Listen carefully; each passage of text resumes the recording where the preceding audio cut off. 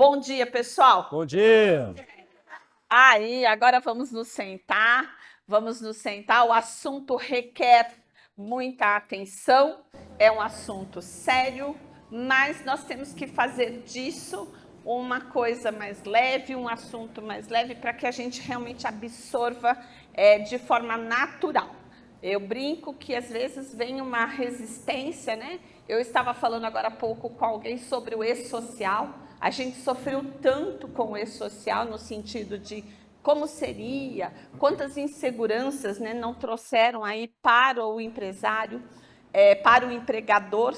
E, por fim, hoje a gente convive com esse ambiente do e-social de uma forma muito natural e muito rotineira mesmo. E eu acredito que assim será com a reforma tributária também. Mas devemos estar munidos da única coisa que nos diferencia dos demais, que é a informação. Por isso que a Conte Mais resolveu trazer uma das pessoas com mais autoridades no Brasil, inclusive, para trazer esse assunto. Trabalha com isso, vivencia isso na prática diariamente. Lá na Conte Mais, todo mundo é fã da Net Fiscal, tanto do Kleber quanto da Grazi. E por isso nós escolhemos trazê-lo para que ele esteja aqui com a gente falando sobre esse assunto. Kleber Santos, muito obrigada pela sua presença. Eu estou muito honrada, de verdade.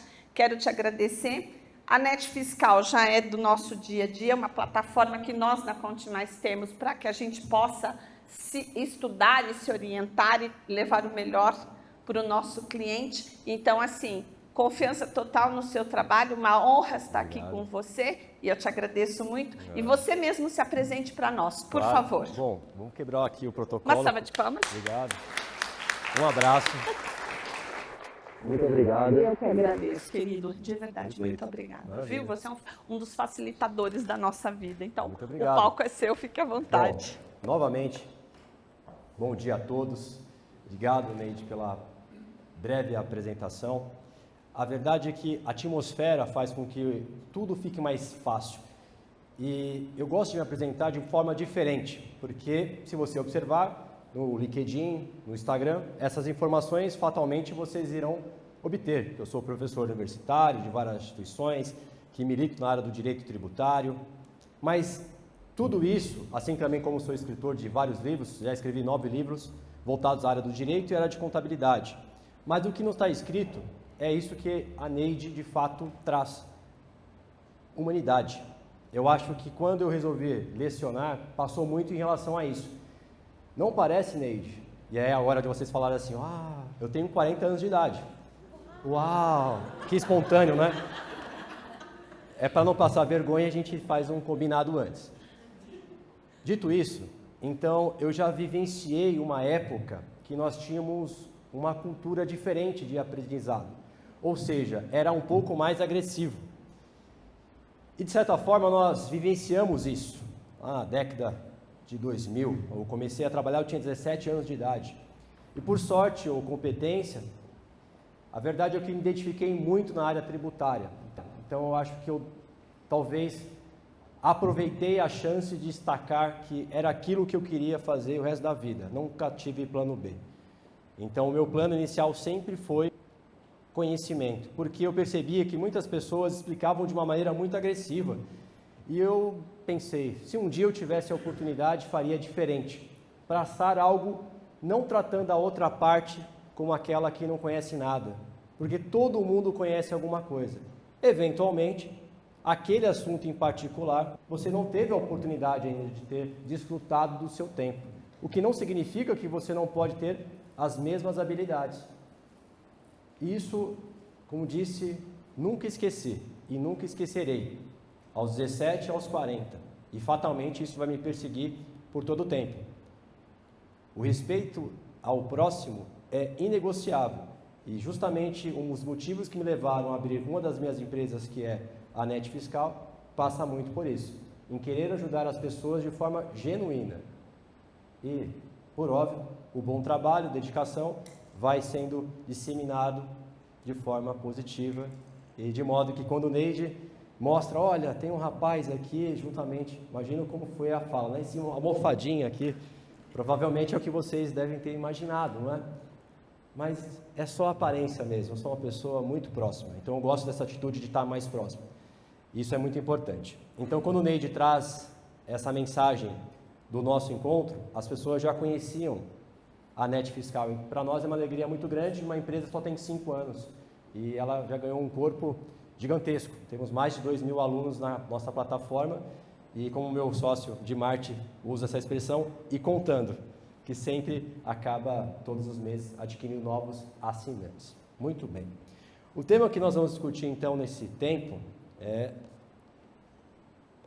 sobre reforma tributária, mas com um olhar mais estratégico, a fim de demonstrar como que isso impacta a sociedade também. Só para vocês terem uma ideia, não é a primeira tentativa de reforma tributária. A reforma tributária, a primeira, aconteceu em 1988, tinha 4 anos de idade, quando mudou a Constituição. Quando muda a Constituição, naturalmente muda a sistemática de cobrança dos tributos. E de 88 até aqui tivemos diversas alterações. E para que eu possa demonstrar como que é o objetivo cerne da reforma tributária, eu faço aqui o primeiro exercício. Imaginemos que todos nós, ao final do nosso encontro, vamos para um restaurante. E a forma de cobrança é por meio, então, de uma comanda. Imaginemos que tudo será concentrado em uma única comanda. Todo o consumo de todos. Cada pessoa pode pedir o que achar melhor. Um pode pedir vinho, o outro pode pedir uísque, o outro pode pedir uma taça de vinho. Talvez um vai tomar metade de uma taça, outra pessoa pode pedir uma água e assim sucessivamente. Cada um tem a liberdade. Ao final, tudo será computado em uma única comanda. Qual é a forma mais simples de nós identificarmos o rateio disso? Pegar o valor total do consumo e dividir pela quantidade de pessoas, não é? Isso é mais simples. E aí eu faço a provocação. É justo? E é justamente isso que a reforma tributária está devolvendo para nós. Agora, tanto faz se você é uma indústria, um comércio ou uma prestadora de serviço. A carga tributária será rigorosamente igual, com algumas particularidades, isso é verdade. Mas eu quero só trazer esse exercício para a gente, no sentido de facilitar. Então a pergunta que fica eu reforço: nós queremos a justiça ou queremos a simplificação? A simplificação é muito fácil. Comanda, divide pela quantidade de pessoas. É justo? Só que nós estamos perseguindo a justiça há muito tempo. Vide, por exemplo, o ICMS, com tantas particularidades. Aqui vejo muitos colegas que estão da área, que aqui já me sinalizaram. Quem tiver a camisa preta de reforma tributária, dá conta mais. E quando o empresário ele faz uma pergunta singela e simples, do tipo, qual é a alíquota de ICMS? Depende. Não, como depende? É uma pergunta objetiva. É objetivo. Só que depende. Qual é o estado, qual é a mercadoria, qual é o destino, porque pode interferir de várias formas. Pode ter substituição tributária, pode ter diferencial de alíquotas para não contribuinte. Isso significa buscar constantemente a justiça, só que ao mesmo tempo é complexo. Por exemplo, como que eu vou ratear de forma igualitária um sujeito que consumiu metade de uma taça de vinho? Se eu quero chegar no detalhe de justiça, eu teria que ratear isso, no exemplo que eu trouxe. Mas é a dificuldade para chegar nesse ponto. E por muito tempo nós estamos perseguindo essa justiça. Mas eu quero trazer uma visão analítica desses fatos para que vocês possam também, juntamente comigo, embarcar nessa jornada chamada reforma tributária. Mas antes, a gente começa aqui com uma pequena só apresentação. Afinal de contas, eu venho falando bastante e vai chegar uma certa hora e falar assim, quem é esse cara mesmo? Qual é o nome dele? E se esquecerem meu nome, tá tudo bem. Fala, ei, ou serve também. Levanta a mão, vai funcionar. Toda a dinâmica da nossa apresentação será simultânea. Portanto, a qualquer momento que você se sentir à vontade, pode fazer uma pergunta. Se a ideia é nós seguirmos essa fraternidade de parceria, faça uma pergunta. Imagine que eu sou uma pessoa aqui próxima, um amigo, sentado com vocês, trocando algumas ideias, e o que eu posso te devolver, te ajudar sobre um tema, uma curiosidade que você tem. E a partir disso a gente vai dissertar sobre o assunto e, de certa forma, devolver aquilo que você gostaria. E assim a gente vai trilhando nossos caminhos. Então, aqui apenas uma ficha técnica, como disse, essas informações fatalmente vocês vão conseguir fácil aonde for acessar as minhas mídias sociais. E a partir disso, a gente começa a tratar uma questão importante. Até onde você sabe sobre a reforma tributária? Afinal de contas, nos tempos atuais, a informação está rigorosamente na palma da sua mão. E acontece, com muita frequência, notícias que podem, muitas vezes, ser essas que não correspondem com a verdade. E como eu tenho que lidar com isso? E nesse momento que estamos passando, é importante verificar que a informação mais segura está na sua contabilidade. Portanto, todo momento que existir alguém num churrasco de família, normal, né? Porque todo mundo tem uma mágica de não pagar mais impostos do que deveria. E, naturalmente, na segunda-feira, terça, é o dia das ligações. Eu ouvi dizer que pode ser aplicado, mas não necessariamente aquilo se aplica a você. E sempre quando nós temos alguma dúvida sobre uma matéria, nada mais justo do que consultar a pessoa. Então, por exemplo, eu pratico atividade física com frequência. E quando eu estou treinando, naturalmente tem outras pessoas. E trocamos ideias. E tem pessoas que fazem uso, não de anabolizante, nada disso. Mas, até porque, quem vai falar que eu tomo anabolizante? Seria um ridículo fazer isso, não é? Não está funcionando, estou só gastando dinheiro. Mas a verdade é que tem alguns suplementos que para alguns podem fazer bem, mas para outros não. Embora o biotipo pode ser próximo, mas não é igual. Qual é a recomendação? É que eu venha consultar um especialista para saber se de fato aquela substância é adequada para o meu biotipo. A mesma coisa é com a contabilidade, com a área tributária.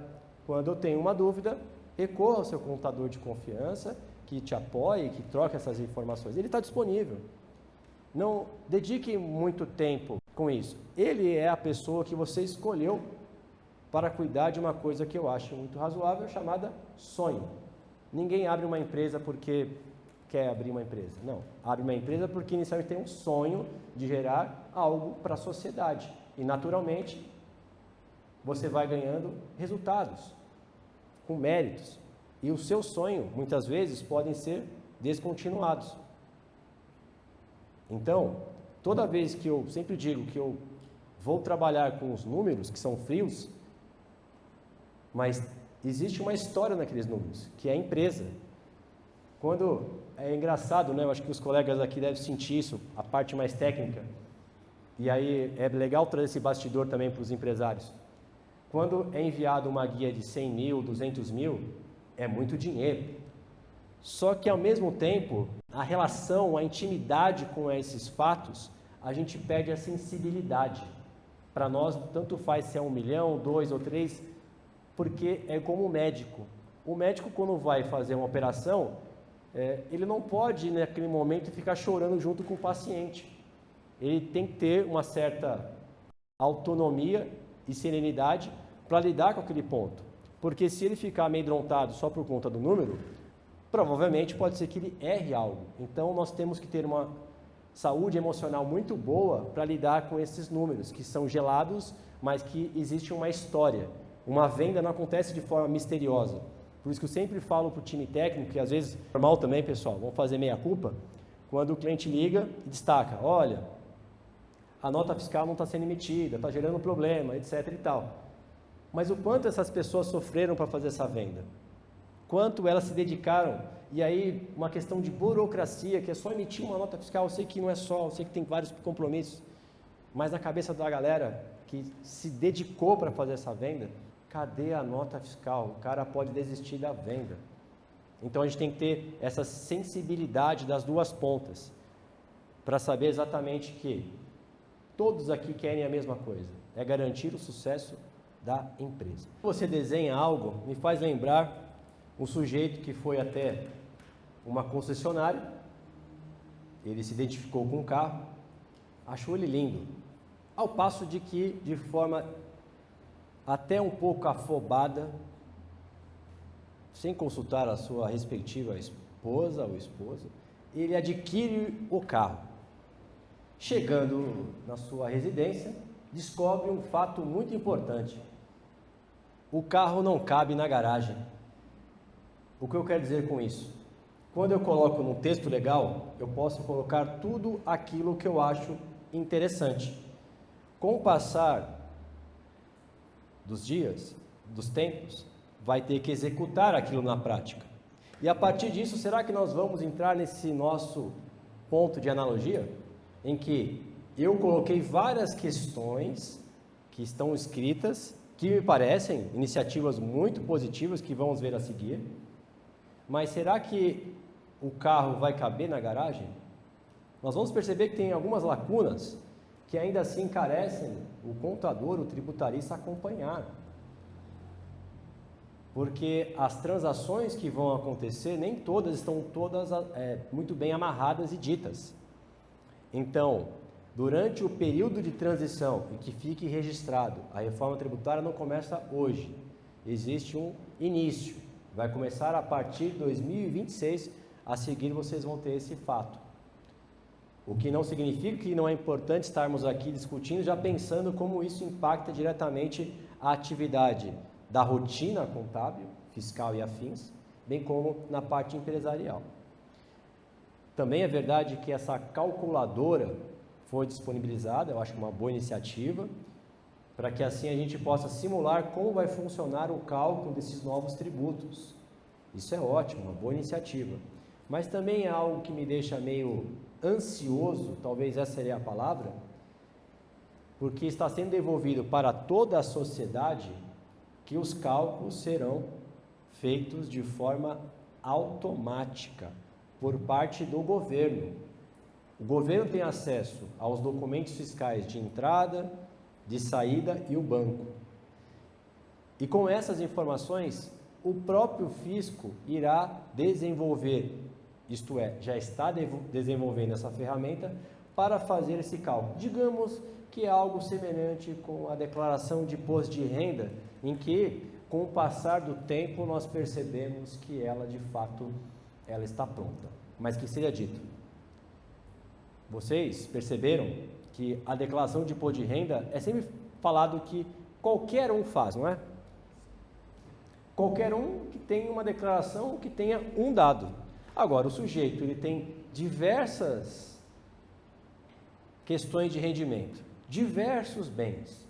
Então, não é tão simples quanto parece, mesmo que a declaração ela venha pré-preenchida. Porque no final você pode ter ChatGPT, você pode ter IA, você pode ter o que você quiser. Ninguém substitui uma pessoa pensante. Alguém precisa validar aquele dado, alguém precisa ter essa informação. O que está sendo talvez colocado é o facilitador para que o dado seja pronto e a partir disso é interpretar aquela norma, aquele fato. E naturalmente eu acho que nós temos ainda muito espaço para que a gente possa entender. Por aqui que a gente traz esse fato. A substituição tributária é um mecanismo que foi criado ao longo do tempo para que assim pudesse garantir um recolhimento antecipado do ICMS, onde nós chamamos isso que é o primeiro da cadeia, uma indústria. Uma indústria é aquela que foi eleita como a responsável em recolher o seu ICMS e das próximas cadeias.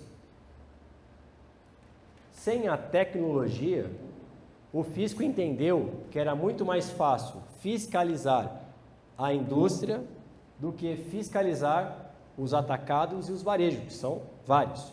Então, entendeu-se que à época que era importante tributar toda a questão do ICMS onde nasce a informação, numa indústria ou no importador. E, com o passar do tempo, que não eram muitos produtos, se tornou um balcão de negócios. Qualquer tipo de produto tem substituição tributária. Quando começou a substituição tributária, por exemplo, começou com produtos que tinham uma alta saída, como por exemplo o cigarro. Imagina isso lá na década de 2000, as pessoas fumavam bastante. Em qualquer estabelecimento tinha a venda de cigarros. É incontrolável se esses varejos e atacados deixassem de pagar o ICMS. Pensando nisso, o fisco pensou, bom, onde nasce a informação? Na indústria. Vamos fazer o seguinte, a indústria irá pagar todo o ICMS para as demais cadeias. Assim foi feito. Só que ao mesmo tempo, a figura da substituição tributária se tornou algo extremamente complexo e difícil de lidar. Ao mesmo tempo que o fisco que utilizava-se desse subterfúgio de arrecadações e com a chegada da tecnologia, não precisam mais querer fiscalizar em razão de uma necessidade de um recolhimento adicional, que é o ICMS-ST, conhecido como substituição tributária. Em razão disso, por exemplo, Santa Catarina abriu mão, não sei se vocês trabalham com essa região, abriu mão praticamente de todos os produtos, porque percebeu que é muito delicada a sua tributação e para o fisco também de ter que acompanhar se o cara fez o cálculo certo ou errado. Então, na dúvida, vamos fazer o seguinte, como tem muita tecnologia, eu consigo agora fiscalizar tranquilamente o varejo e o atacado. Portanto, ao longo do tempo, a gente percebeu alguns estados entendendo que a substituição tributária não é mais um negócio. E, pelo contrário, prejudica as pessoas quererem se relacionar com aquele estado. Porque isso encarece o produto, isso gera margem para interpretações. Então, o objetivo, justamente, é a simplificação. E a substituição tributária é um fato que a gente percebe que é muito complexo. Então, a ideia também com a reforma tributária é eliminar esses modelos que, até certo ponto, funcionou por uma determinada sociedade. A sociedade vai se transformando ao longo do tempo. Quem aqui vende de forma eletrônica? Temos alguém aqui? Alguém faz alguma venda de forma eletrônica? Alguém vende para pessoa física para fora do estado? Perfeito? Bom. Quando você vende um produto para fora do estado, onde vai ser consumido o produto? Aonde a pessoa está. Se essa pessoa, hipoteticamente, está no Acre, na capital, Rio Branco, se ele é um cara que tem poder aquisitivo, ele pode comprar aqui em São Paulo. Só que se eu não beneficio aquela região, nunca vai ter a chance de alguém montar uma empresa daquele segmento, porque aquele sujeito ele vai sempre comprar de fora. E antes de toda a dinâmica desse diferencial de alíquota, toda a arrecadação ficava em São Paulo, o que vai minando naturalmente a possibilidade de um estado prosperar, uma região. E de acordo com a Constituição Federal, a equidade tem que estar vinculada. E ao passar do tempo, a gente percebeu que os estados estabelecem bastante o que, em regra geral? Benefícios fiscais, que os mesmos serão descontinuados. Então, em síntese, o que eu posso trazer sobre esse ponto é que o desafio que a gente tem é entender que esse modelo será descontinuado pelos motivos que aqui eu quis trazer essa contextualização. Tudo bem? E a verdade é que nos slides nós vamos perceber que tem matemática. Eu fiz simulações de cenários. Presumido lucro real, simples, nacional, seja você indústria, comércio ou serviço. Matematicamente devolvendo como isso será repercutido. Teremos Então você vai perceber que de fato a minha fala tem consistência porque foi feito uma questão de cálculo. Nós simulamos isso. É o que as empresas nos contratam também para fazer essas simulações. Ponto. Sobre o Start, o Go Live, que a gente pode falar, é assim, a partir de 2026, a única exigência que é necessária para os empresários é saber nesse momento o seguinte: existe uma coisa chamada documento fiscal eletrônico. Esse documento fiscal eletrônico, que são as suas vendas, vão ser adicionados novos campinhos. A palavra técnica, se vocês me permitem, para os colegas ficarem também ligados, chama tag. Tag é uma estrutura que tem dentro do arquivo, que é esse arquivo eletrônico. E está sendo agora adicionado mais campos. E quais são esses campos? Em 26, o fisco está promovendo uma alíquota teste sobre os novos tributos que vão entrar em cena, chamado IBS e CBS. Somado as duas alíquotas, respectivamente, caso vocês queiram marcar, fiquem à vontade, o CBS, que é as contribuições de bens sobre serviços, será 0,9, assim como o IBS, que é Imposto sobre Bens e Serviços, será de 0,1, somado 1%. O interessante é que estes percentuais e valores que vão ser assim adicionados nesses campos do documento fiscal não será totalizar a nota fiscal. Aí você pergunta, para que isso?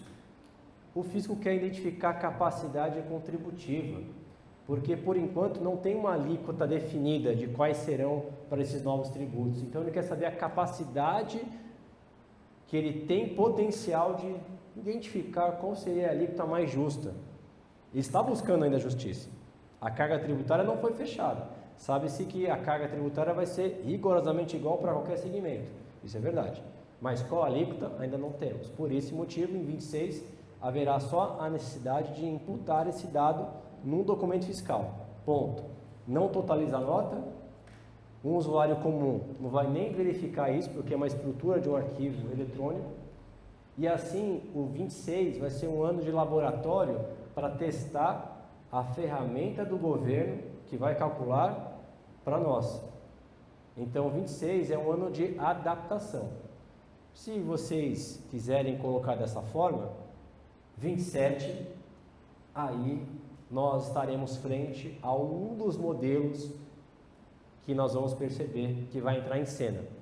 Tem 8 anos de preparação ao todo, mas em 27 é um ano, teoricamente, que nós estamos frente a uma tributação já com uma formatação diferente. E por fim, a questão que você pergunta a respeito do Simples Nacional, eu também coloco o dedo na ferida, porque todas as veiculações é dita. Não haverá impactos no Simples Nacional. Muito provavelmente vocês devam ter ouvido sobre isso. Em todas as comunicações, apresentações do Ministério da Fazenda, etc. É verdade. A partir de 2027, em que pese que teremos alterações dos anexos do Simples Nacional, o Simples ele tem anexos, que a depender de cada um desses anexos, ele contribui com um percentual, em linhas gerais. Esses anexos, em 27, serão alterados, mas o governo fez uma conta de chegada que mesmo que ele vai começar a contribuir com o IBS e CBS, que não haverá um impacto no aumento da carga tributária para a maioria das empresas do Simples, mas a vida é feita de exceções. Existe uma situação no Simples muito peculiar. Em regra, o regime tributário simplificado não goza de nenhum benefício, nada. Ele já está no regime mais simplificado, não é? Só que, a depender do produto que ele comercializa, tem uma figura chamada monofásico. O que é isso? Monofásico, por uma cadeia que encontra-se com atacado ou varejo, ao revender esses produtos, como por exemplo, autopeças, produtos farmacêuticos, produtos de beleza. Essas pessoas jurídicas, ao revender esses produtos, não pagam o PIS e COFINS. Existe um mecanismo dentro da apuração chamado segregação de receita para demonstrar ao fisco que a parte dessa receita desses produtos não é para considerar no cálculo o pagamento desses tributos. Mas nós também sabemos que a partir de 2027 o PIS e COFINS vai ser descontinuado e com ele, que é essa regra do monofásico, será descontinuada. Como fica essa empresa do Simples Nacional, que tinha a previsão de fazer essa segregação? Fiz os cálculos. E quanto que aumenta a carga tributária dessa empresa? E outras coisas mais do Simples que eu vou falar aqui no decorrer do nosso encontro. Então, em linhas gerais, o discurso é rápido e prático. Tudo bem, 90% das empresas do Simples não aumenta a sua carga tributária? É verdadeiro. E como é que faz o restante? Mas a notícia é rápida, não é? É uma headline. Eu faço isso, gente, eu sou da internet. Eu coloco um texto chamativo para as pessoas quererem saber um pouco mais. Mas que bom que vocês estão aqui me dando a oportunidade de desmistificar algumas questões dessa hora. Muito bem, pessoal. Então conseguimos aqui avançar em algumas questões.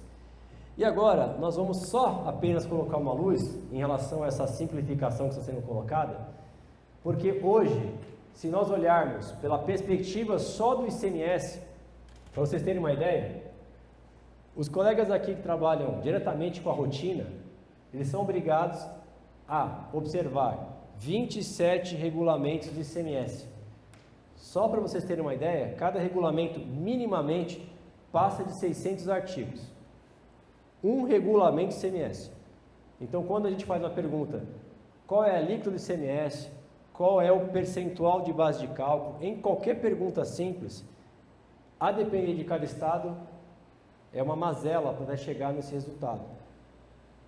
E o que está oferecendo para nós ao invés de olhar tudo isso aqui, tudo isso, eu vou ter um único manual, um único ambiente, um único local que eu vou ter a possibilidade de tomar as minhas escolhas.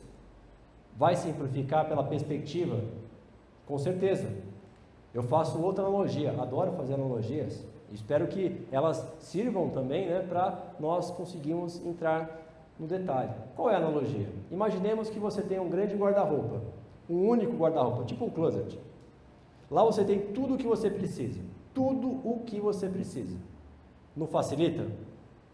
Agora vamos imaginar que uma parte da casa está o sapato, na casa do vizinho está o seu blazer, na outra casa está o sapato.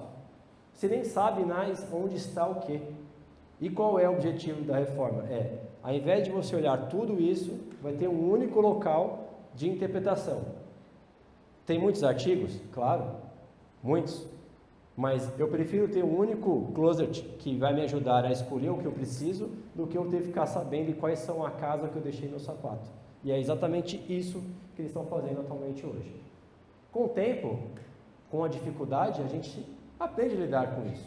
Mas se for possível melhorar, com certeza isso é de grande ajuda.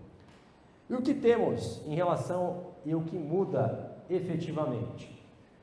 Hoje nós temos o PIS, COFINS, IPI, ICMS e ISS. Vão ser substituídos por duas siglas de competência separadas.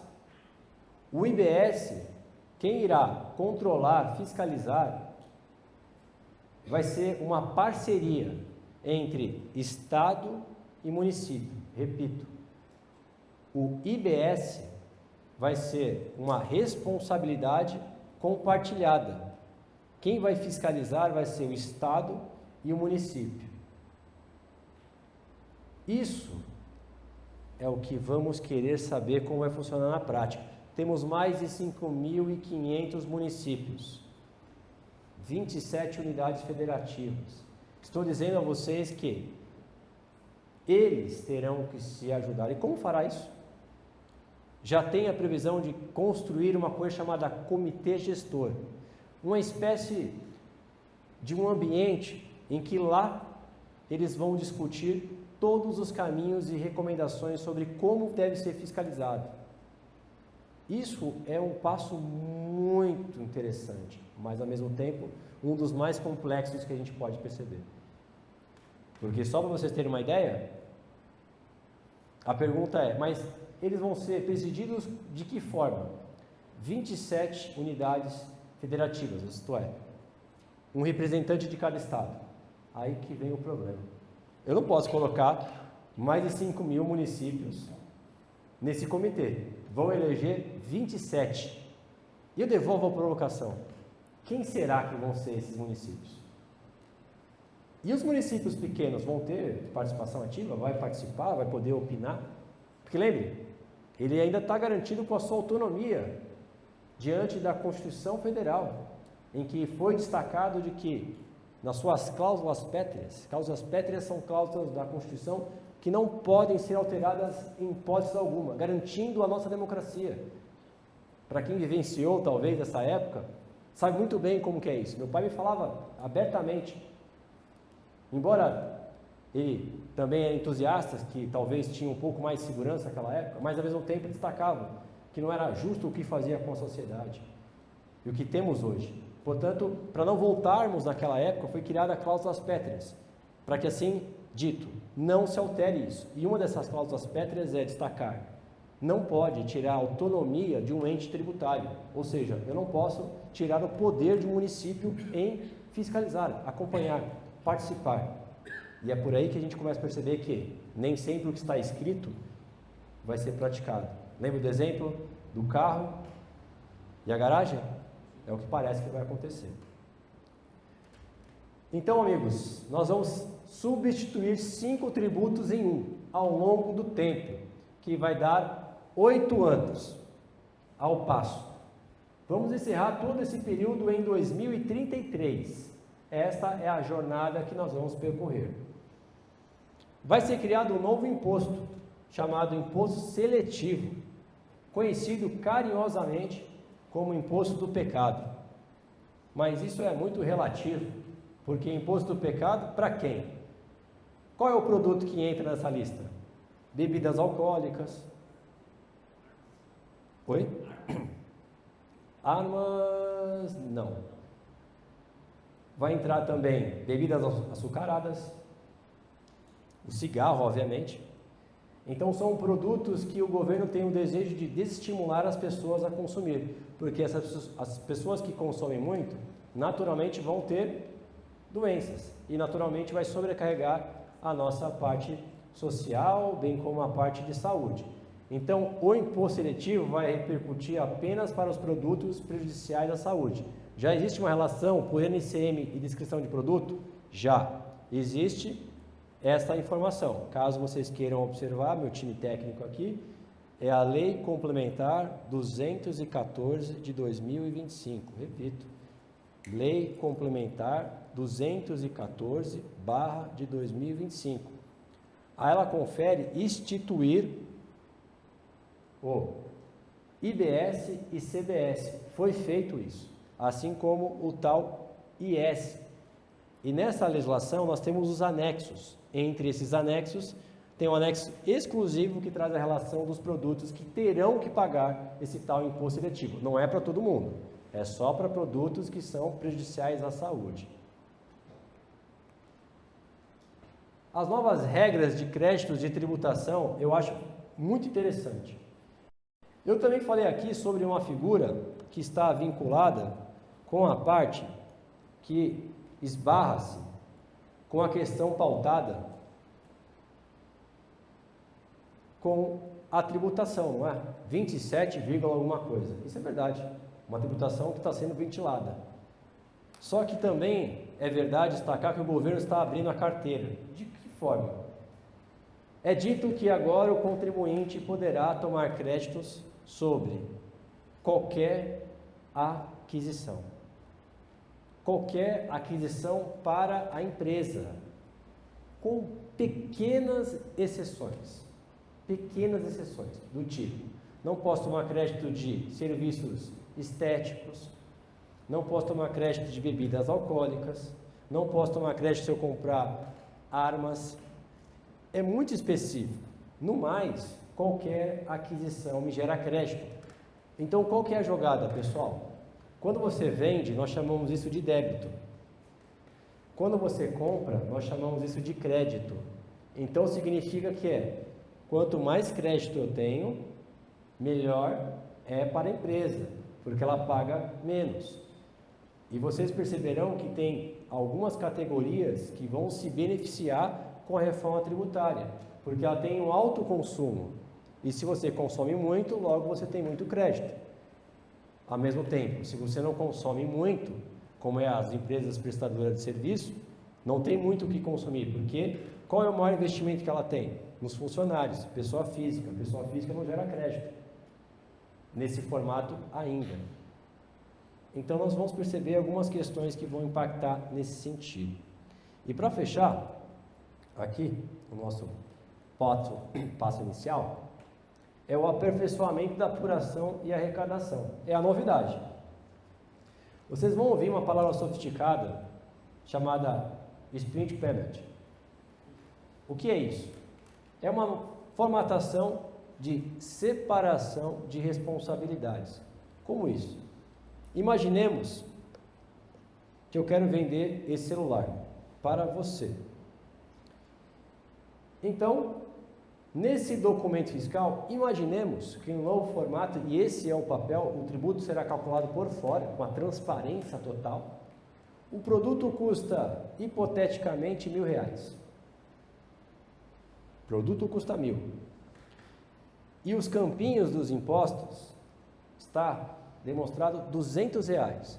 Portanto, o total da nota, 1.000 mais 200, 1.200.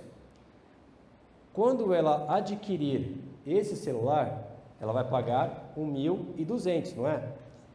A diferença agora é que nessa plataforma chamada Sprint Payment, que o governo está construindo, ele vai devolver R$1.000 para mim, que vendi o valor para ela, que é o valor do produto, e os 200 fica no bolso.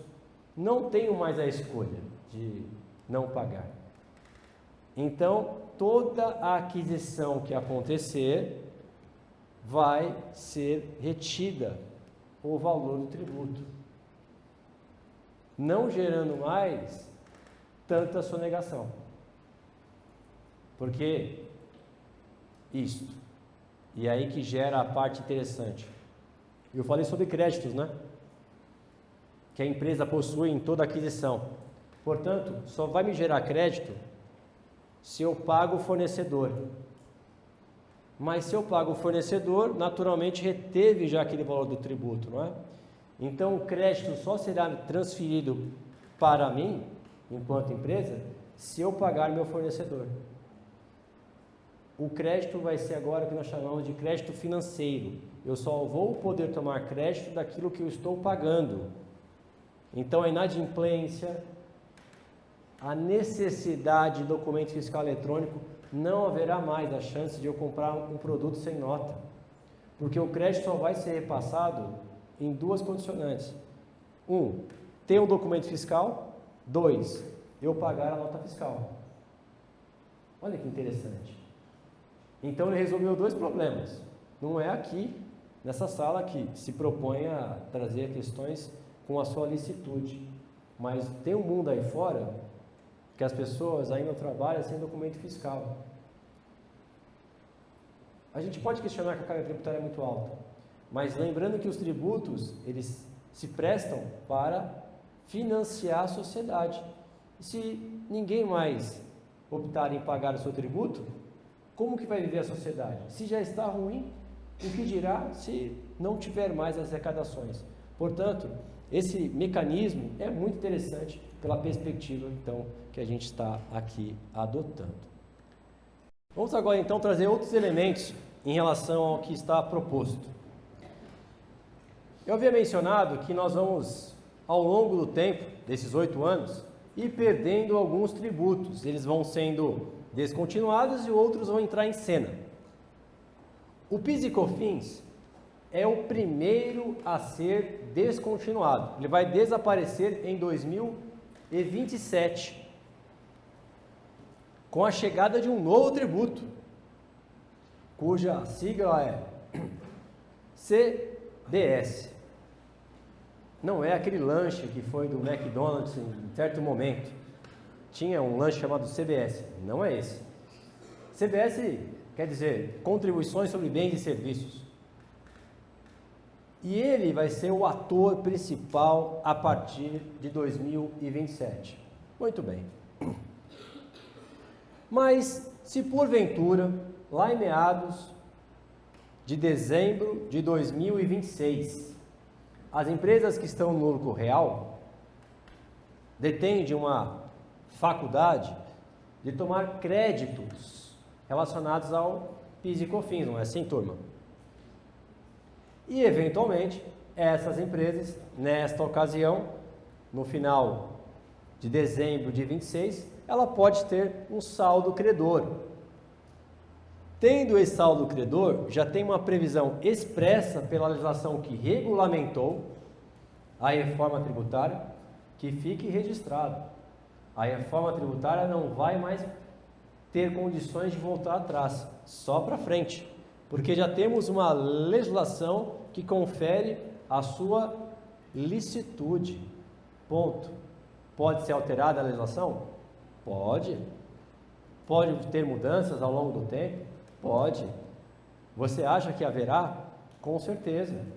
Porque, como nós estávamos falando no bastidor, ano de 2026 é ano de eleição. Muito provavelmente que o oponente vai destacar que tem grandes ideias que vão revolucionar a sistemática tributária.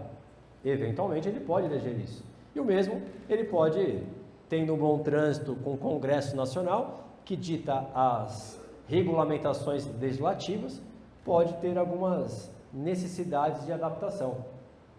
A ver se isso de fato vai acontecer. A verdade é que assim, se você ficar com saldo credor de PIS e COFINS, já tem a definição que você tem algumas formas de pedir esse dinheirinho. Opção 1, você pode pedir em espécie, em dinheiro. Opção 2, você pode compensar este valor com qualquer outro tributo federal. E a última opção é esse saldo credor compensar o novo tributo que se apresenta, chamada CBS. 3 possibilidades que se apresentam para a categoria de saldo credor de PIS e COFINS, abrigando-se no artigo 378 da Lei Complementar 214 de 2025. Isso já está cristalizado, não há mais dúvidas. Agora a indústria. Do IPI, enquanto vai já aparecer, o texto legal não assim demonstrou de forma clara o que irei fazer com o saldo credor. Atualmente, o saldo credor de IPI, você pode utilizá-lo para fazer as 3 modalidades, praticamente. Pedir em dinheiro, pedir em compensação, isso já é uma realidade, já está posto. O detalhe é que agora a preocupação é, lembrando que o IPI em 2027 vai embora. E o que eu faço com esse saldo credor? Nos próximos slides, que vão ser aqui passados, é dito que não está regulamentado ainda exatamente como tratar o IPI. Presumimos que de fato isso vai ser alcançado, não vão deixar na mão esse ponto. Então falamos do IPI, e aí a parte mais perversa que eu acho que nós temos. Por que o ICMS ele é o último a ser descontinuado nessa transição? Ele só vai ser descontinuado em 2033. E PIS e COFINS nós vimos que foi o primeiro a sair fora, não é? Por que o ICMS demora tanto tempo? Amigos, todos os benefícios fiscais, em regra, vinculados ao ICMS, estão previstos até 2032.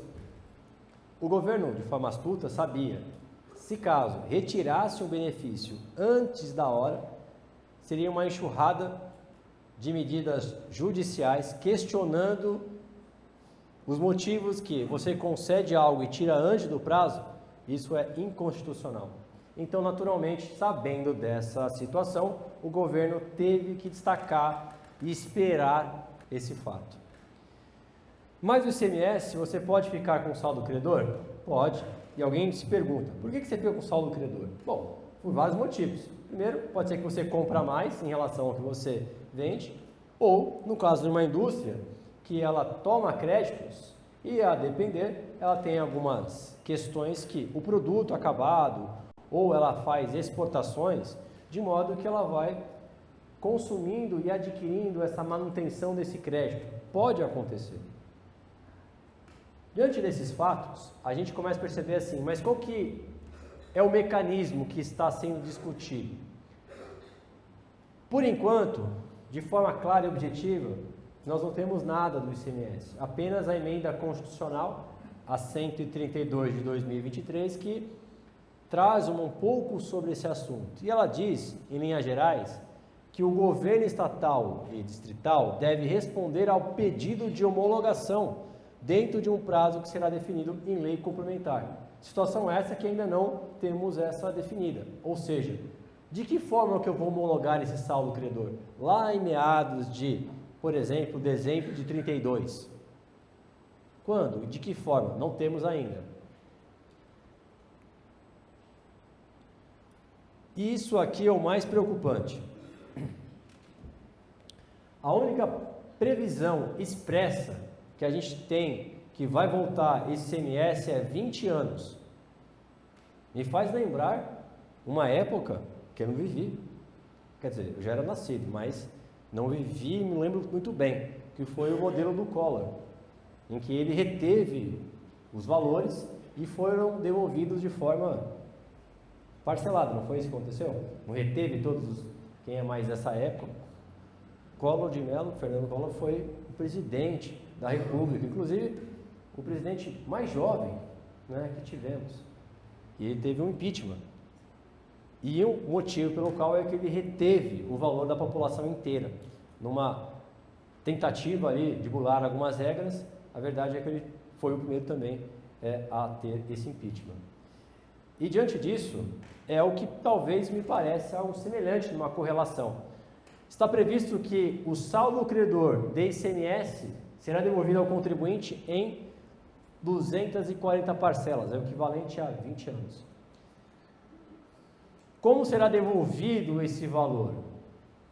Vai ser atualizado? Vai ser atualizado pelo IPCA, ou o percentual que for adotado à ocasião. Há movimentações por parte do Congresso Nacional com medidas para flexibilizar, dar outras ofertas? Sim, existe. Existe um projeto de lei complementar para oferecer ao contribuinte novas formas de você poder utilizar esse crédito. Você, pelo menos, poder pegar esse saldo credor e compensar o novo tributo. Pegar esse saldo credor e vender para uma outra empresa. Então, se discute outras formas de buscar a utilização desse saldo credor. Mas isso ainda está no plano de projeto de lei complementar. Acho que tem potencial. O split payment, que nós falamos um pouquinho agora, ou no começo, eu tenho aqui um exemplo, para ficar ainda mais claro, caso ainda não tenha ficado nesse sentido. Como ele vai funcionar? Imaginemos, um cliente paga R$1.000 por um serviço ou um produto. Aqui diz, 150 são impostos e 850 é o valor limpo na sua venda. Então, a distribuição desses valores serão dessa forma. Alguém se pergunta da seguinte maneira, ora, então quer dizer que a cada transação que aconteça, seja uma compra de um produto ou um serviço tomado, o governo terá essa autonomia de reter este valor de 150? Sim. Como vai funcionar a dinâmica da apuração quando nós tivermos um novo modelo 100% implementado? Imaginemos que estamos na competência de julho, dia 1 ao dia 31. Imaginemos que o governo está fazendo uma conta corrente a você. Ele vai verificar do dia 1 ao dia 31 todas as aquisições que você fez. Todas. E tudo que você for comprando vai alimentar um crédito para você. Então ele coloca numa continha. Olha, aqui é o crédito durante todo o período de julho que este contribuinte adquiriu. Em contraponto, na outra corrente, está rolando as vendas, as prestações de serviço. E nesse momento o fisco faz um encontro de contas. Ele verifica qual que é as suas vendas, nós chamamos isso de débito, versus os seus créditos que você foi construindo ao longo do tempo. Dito isso, é feita a matemática. Débito, que são receitas, versus aquisições, que são créditos. Eu tenho que pagar algum resíduo ainda ou quem deve é para quem? Porque pode ser que você fique com saldo credor, quer dizer que você tem mais créditos do que débitos. Então esse encontro de contas será feito através desse mecanismo chamado Sprint Payment. Basicamente, esse é o critério. E como nós já discutimos, a previsão para que ele seja colocado para a grande massa seria em 27, já atuando fortemente com a primeira tributação chamada CBS, não é? PIS e COFINS vai ser descontinuado e a partir disso surge já o modelo 100% implementado, que é o CBS. E agora nós vamos caminhar tudo o que nós falamos aqui, e que pese que foi o exercício, as dinâmicas que nós aqui trouxemos, mas matematicamente, Kleber, é possível fazer alguma simulação? É possível, porque o mecanismo do cálculo nós já entendemos. Eu já entendi qual é o mecanismo. O que não está definido ainda é a alíquota efetiva, não temos, mas eu posso simular com a alíquota que está sendo pretendida, que é de 27,5%. Em cima desse percentual que é o especulativo, eu fiz algumas matemáticas que eu quero dividir com vocês aqui a seguir. Então, vamos para o seu ponto. Ainda bem que você está sentada, né? Mas você vai ter, com certeza, a possibilidade de buscar melhorias. Olhando pela perspectiva de uma empresa do lucro presumido, eu tenho 18 mais 5 mais 0,65 e 3%. Dá em torno de uma carga tributária de 27%. É uma carga tributária até próxima, não é? Se comparado com esses dois tributos. E, inclusive, essa separação que vocês estão percebendo, o IBS 18 e 9,5 é o que o próprio governo, nas suas apresentações, vem distribuindo. Basicamente, essas seriam as alíquotas iniciais. Então, nós temos o percentual. Mas, Kleber, como é que fica para uma indústria? Eu fiz a seguinte simulação. Eu assumi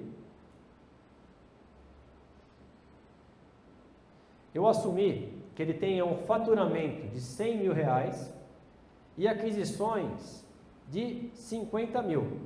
100 mil é a base de cálculo e 50 mil é a base de cálculo. Uma é o faturamento e outra é a aquisição. Poderia ser qualquer número, para mais ou para menos, só para eu saber qual foi a base. Feita a matemática, analisando como que eu calculo hoje o lucro presumido, calculo ICMS, calculo PIS, COFINS e IPI, assumindo nenhuma particularidade, nenhuma redução de base de cálculo, nada. Uma empresa que paga rigorosamente, tradicionalmente falando, sem nenhum tipo de diferença. Pratica os percentuais aqueles que eu havia mencionado. Um caso mais pragmático, né? Observando isso, ela pagava, então, nesse momento, pagava aqui 14.310,50. Após a reforma, ela vai pagar 13.750, uma economia de 3,92. Então veja, para este caso específico da minha simulação foi benéfico. A reforma tributária, nós vamos perceber daqui para frente que para algumas categorias é interessante. Quando eu chamo a atenção de todas as aquisições, tudo aquilo que é comprado pelo CNPJ da sua empresa, em que em alguma área da sua empresa será utilizado. Por exemplo, você comprou água. A água não vai ser utilizada para um processo produtivo, mas sim para as pessoas consumirem. Mas você comprou para a empresa. Comprei uma televisão para a empresa, mas na sala de reunião.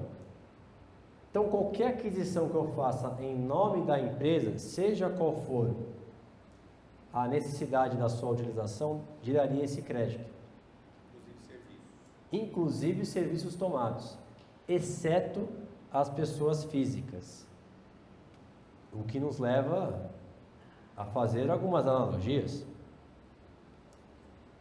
Você pode terceirizar a sua empresa, onde a área administrativa você pode contratar uma pessoa jurídica. Você pode terceirizar até a atividade fim.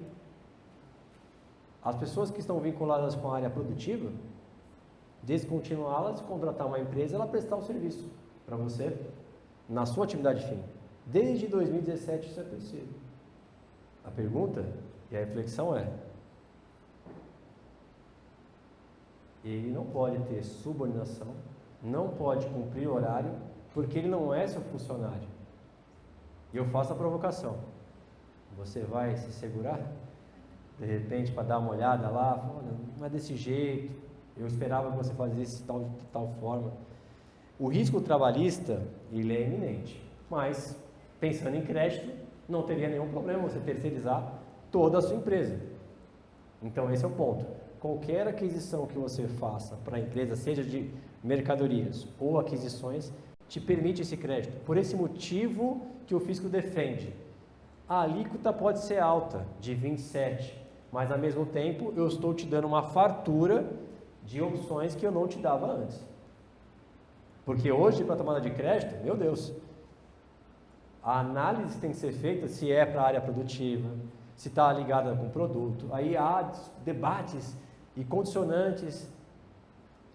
Isso naturalmente se torna mais difícil. Então, com essa facilidade, assumindo que o próprio fisco vai fazer esse cálculo, ele não tem condições de saber o que é insumo na sua empresa, enfim. Por esse motivo, a determinação qualquer aquisição vai gerar um crédito para a empresa para facilitar justamente a sistemática do cálculo. É basicamente isso. A Zona Franca de Manaus se mantém ainda os seus modelos, a sua formatação de cálculo, e isso vai se manter rigorosamente igual. O restante do país que vai ter que se submeter a essas novas regras que se apresentam. Mas, em regra geral, qualquer benefício fiscal, como redução de ICMS, lá em 2033, não vão mais existir. Qualquer benefício fiscal que você tenha relacionado ao ICMS, quando ele for descontinuado, com eles aparecem também. Mas, ao mesmo tempo, nós falamos aqui sobre a questão do crédito, situação essa que eu não tinha. Eles, inclusive, chamam isso de não cumulatividade ampla. A ver se vai ter algum mistério em relação a isso. Mas, no texto legal, ele fala aquisições, tipo, de forma muito abrangente, todas as aquisições. Portanto, gerando, então, de fato, essa possibilidade. Veja, então, que nós temos aqui um benefício em relação à parte da indústria. E caminhando para ainda o lucro presumido, temos aqui a parte da indústria, aqui eu só tinha que alterar aqui, só comércio. Só para deixar registrado, essa alíquota de 18 pode ser qualquer outra, tá? Pode ser 7, 4, enfim, só uma alíquota básica. Hoje, um comércio tem 22% de carga tributária e oferecem a ele 27%. Vamos ver como que isso fica na prática? Aumento de 14,65. Ele pagava 11 e vai ter que pagar 13. Você percebe que, se você observar a indústria, o comércio e a indústria não pagou a mesma coisa? O mesmo percentual, porque, veja, se vocês voltarem aqui para observar, os 27 está igual. É o mesmo para a indústria e para o comércio. Então, de novo, lembra a comanda simplificação? Simplificou o cálculo. Eu aprendi a fazer o cálculo rapidinho. Só que a gente está discutindo aqui agora se alguns setores têm algum benefício que outros não têm. Esse é um ponto. E agora chegamos, hein? Chegamos. 5,065 e 3. Carga tributária 9. E aqui chegamos em 27. Quanto de percentual aumenta assumindo esse cenário? Veja, eu estou trabalhando com os mesmos valores. O mesmo valor que uma indústria, um comércio ou um serviço. O mesmo. 58,93. Você pagava 8, vai pagar 13. Gostando ou não gostando? Tem exceções, é verdade, mas não atingem todos os serviços.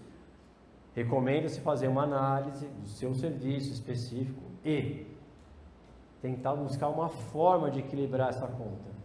E aí nós estávamos discutindo na relação da terceirização. É uma saída? Pode ser, mas o risco trabalhista tem que ser analisado, principalmente se é uma atividade fim.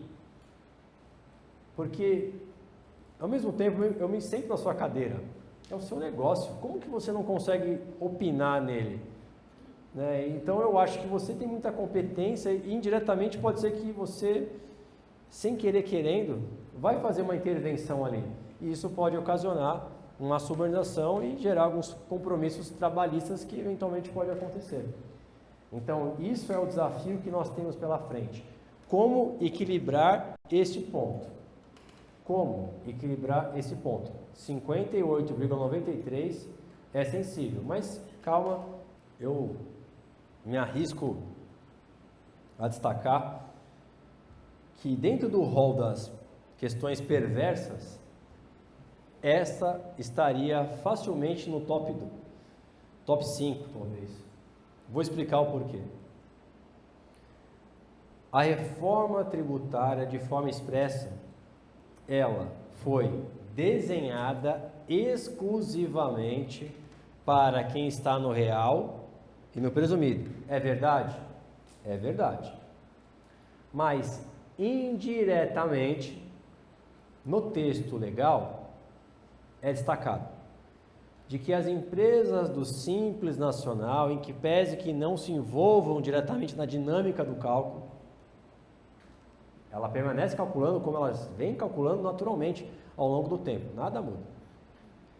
Ela tem a possibilidade de transferir um crédito para quem está consumindo algo dessa empresa do Simples, limitado aos percentuais que ela contribui do tal IBS e CBS, que naturalmente são percentuais menores. E aí vem a questão perversa. Você é uma indústria. Você tem o poder de escolha de quem são seus fornecedores, não é? Eu, na condição de tributarista da sua empresa, qual é o seu nome mesmo? Edson. Falei, Edson, eu sei que você simpatiza muito com o seu João, mas o seu João, ele é do Simples. Ele vai transferir tal crédito. Não tem ninguém no Brasil inteiro que não pode fornecer esse produto que esteja nesse novo regime? Aí você vai avaliar, fala assim, olha, pensando bem, o seu João ele é bom, né? Mas a gente é mais amigo do que ele realmente me entrega o que eu queria. Se tiver nesse passo, quem impede você falar assim, olha, vou testar uma matéria-prima nova, vou comprar de outra empresa. Aí eu teria um crédito cheio. Bom, pensando nisso, o físico também falou assim, bom, mas se alguém começar a ter preconceito com o Simples, porque me transfere um crédito menor, já existe isso no ICMS, sobretudo, né? Já existe. No próprio texto legal, tem lá a previsão que de forma facultativa, as empresas do Simples podem recolher fora do seu próprio tributo, que é chamado DAS, o tal IBS e CBS, desse modo transferindo um crédito integral. Então, o Edson pode voltar no seu manual e falar assim, olha, nós estamos aqui no limite, hein? Se você recolher fora do DAS, me transferir um crédito cheio, nossa relação continua. Aí, um pouco mais à frente, mostrar os efeitos que vão estar para um cara que tem que pagar fora do DAS. Quanto ele pagaria mais se ele se submeter àquilo que você gostaria? E aí eu começo a questão da questão perversa. Como ficarão as empresas simples que indiretamente estão sendo impactadas? Detalhe, empresa do simples requer aí no mercado de 80% a 85%.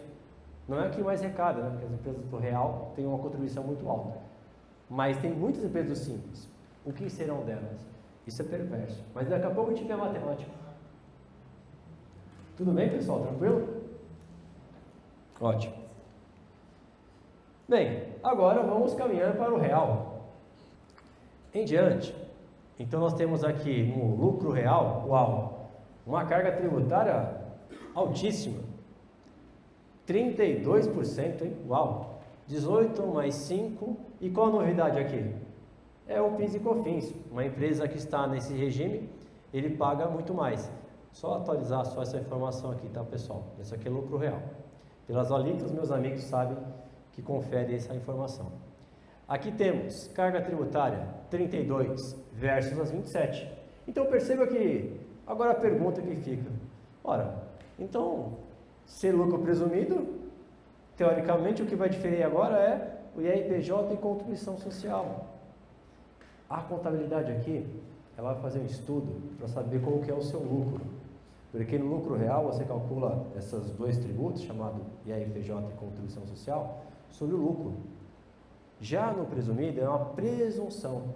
No serviço se pratica 32% em cima dessa presunção de lucro.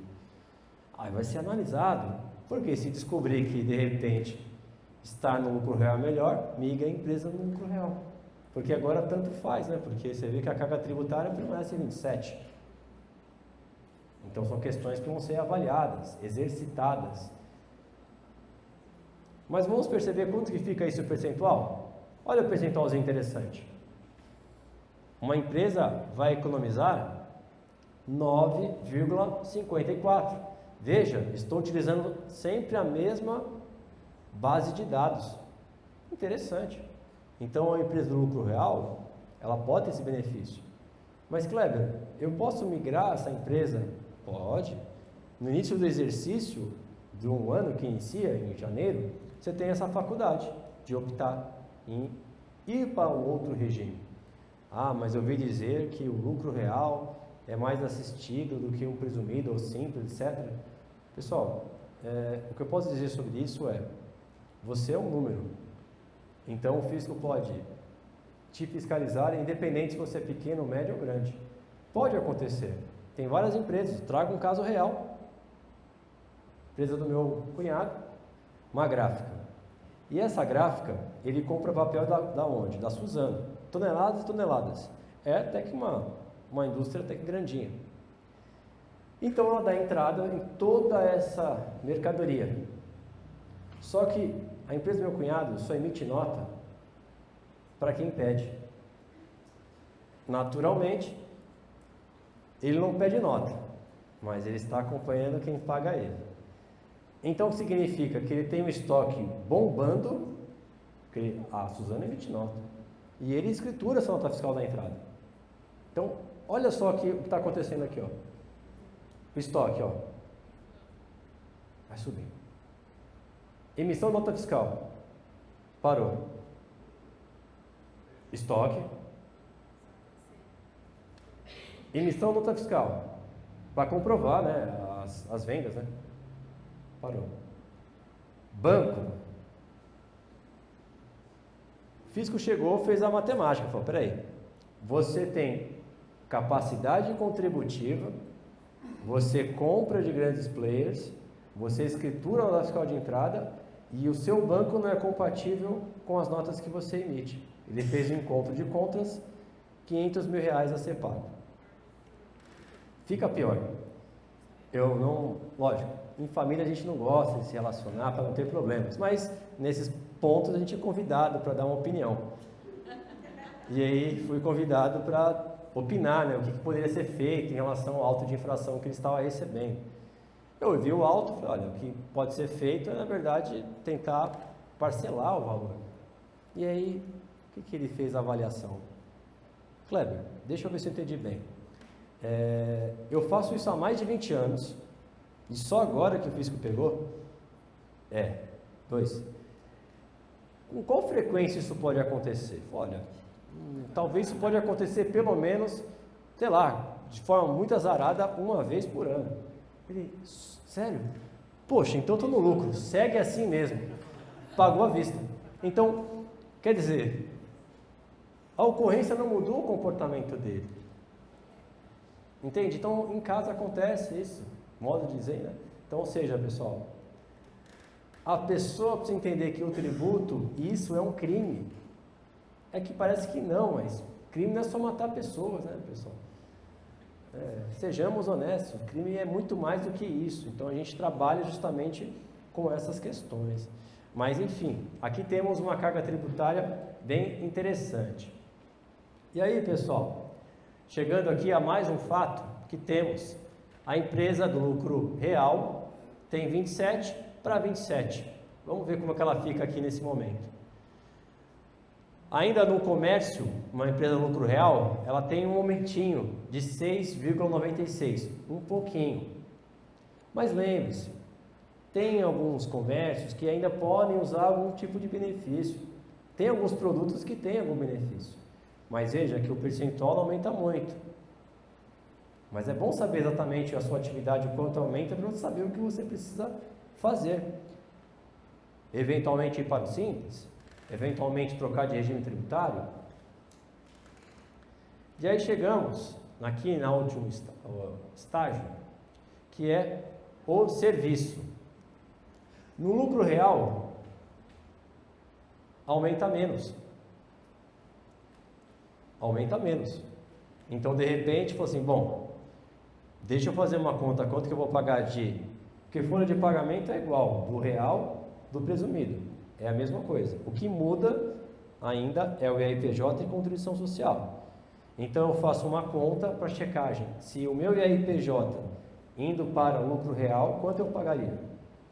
Porque o restante do tributo eu já sei. Então, eu vou impactar menos. Porque no presumido, 58, qualquer coisa. Aqui só vai aumentar 30%. Teoricamente, pode ser uma alternativa também a ser tomada.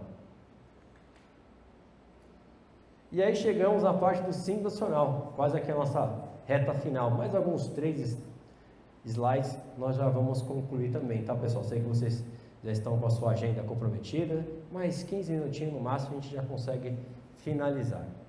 Simples Nacional, pessoal, fiz a conta, existem vários anexos, eu fiz apenas um. São 5 anexos, só para vocês terem uma ideia. 5. Eu fiz um. Para ofertar, não sabia se ia ter alguém do Simples Nacional ou algum colega. Aqui está. No Simples, eu fiz a conta assumindo 2026 inteiro até 28. Não há nenhuma diferença.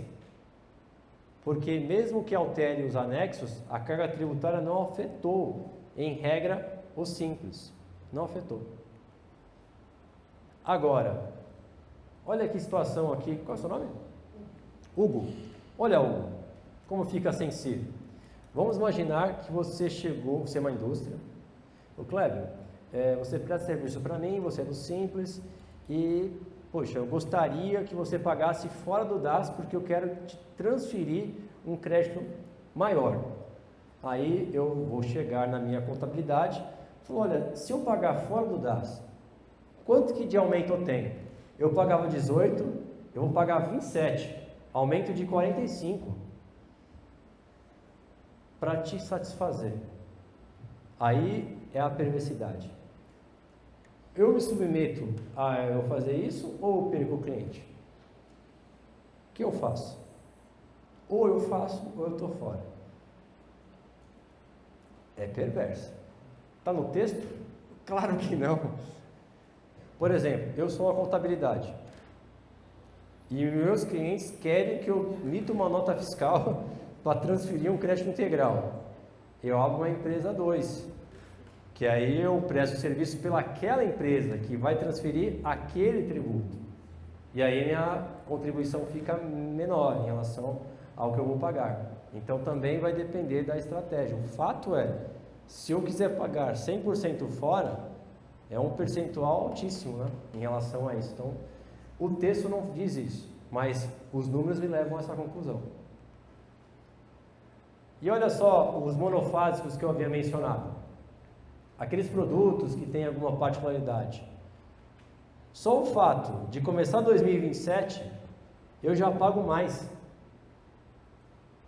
Até 26 eu pagava 27, aqui eu pago 29. Porque a partir de 27 o monofásico não existe mais. E se não existe, eu não vou mais fazer segregação de receita. Então, ou seja, sim, o Simples Nacional, em algumas ocasiões, pode pagar mais. Tem que colocar uma luz nisso. E os discursos são, não, Simples é tranquilo, nada muda, tudo certo. Mas, para alguns casos, nós estamos observando que tem muita dinâmica. E aí fica pior ainda. Se ainda assim, que eu optar em pagar fora do DAS, produtos monofásicos, já vai na casa de 49% de aumento. Então, autopeças, farmácias, esses caras precisam ser assistidos. E a gente propaga o conhecimento a todo momento, só que não atinge todo mundo, né? Hoje vocês estão aqui conseguindo ter novas camadas, novas informações, que fique registrado também a iniciativa da Neide, novamente, está trazendo vocês a preocupação, até mesmo como um cidadão, que vai ter alguns impactos nessa hora. E muitos negócios, será que vão conseguir lidar com esses fatos que se apresentam? Então, são questões que são sensíveis. Aqui eu deixo todo o histórico, né, o time técnico que precisar das planilhas, com muita satisfação, compartilho com vocês. Não só esse caso, mas todos os casos que eu mostrei a matemática, pode me acionar que vai ser um prazer dividir com vocês, tá bom? Bom, pessoal, aqui, só para destacar que tudo que nós falamos vai ao encontro que a Neide tinha mencionado, que temos que estudar cada caso. Então, tudo que foi falado, se você quer uma análise, procure a sua contabilidade para verificar qual é o impacto específico. Hoje foi um apanhado de dados, para vocês saberem como que o universo está funcionando. Mas, necessariamente, isso vai se aplicar 100% para você. Falamos sobre a questão ligada à escolha do sistema tributário mais adequado? Com certeza. Já era tão importante antes, agora muito mais. Simples, presumido ou real. Qual é o sistema melhor para o seu caso? Ou, às vezes, só para aquele ano. Quantas empresas eu tive que mudar o enquadramento dela na pandemia? Empresas que vendiam muito, na pandemia não começaram a vender mais. Mudei o sistema do cara. Então depende da questão do momento daquele período que ela passa. E com isso, respeitando o nosso horário, quero deixar uma frase que me acompanha em todas as minhas apresentações, que feliz aquele que transfere o que sabe e aprende o que ensina. E durante esse nosso encontro, que passou muito rápido, não sei se vocês se deram conta, mas passamos juntos aqui, assumindo o café. Nós chegamos aqui perto das 8, 8h30, mais de 4 horas juntos, passou muito rápido. Então, eu só queria agradecer a Neide novamente pela oportunidade de estar com vocês aqui. Fico à disposição, a Neide tem os meus contatos, para a gente trocar ideias. Tem meu QR Code, para quem quiser me acompanhar nas redes sociais também. Não falo só da parte tributária, de vez em quando tem algumas coisas engraçadinhas lá também. Não parece, mas até que eu sou um pouco engraçado. Com mais tempo a gente se sente mais à vontade, né? A gente faz 2, 3 piadas, não tive essa oportunidade. Mas se quiser saber de piada, brincadeiras à parte, no Instagram a gente tenta promover sempre conteúdos de fácil acesso e de alguma maneira devolver para a sociedade o que a sociedade me trouxe, que digo com toda segurança, é conhecimento. Conhecimento é transformador. Se eu não tenho conhecimento, eu não sei se isso é ruim ou se isso é bom. E o conhecimento te dá permissão de saber aquilo que você deve seguir, os caminhos. Eu classifico isso como GPS. Sem GPS, você não sabe se falta muito ou pouco para chegar no destino. Mas quando você tem o GPS, por mais demorado que possa ser o caminho, uma hora você chega. Então, muito obrigado e fico à disposição.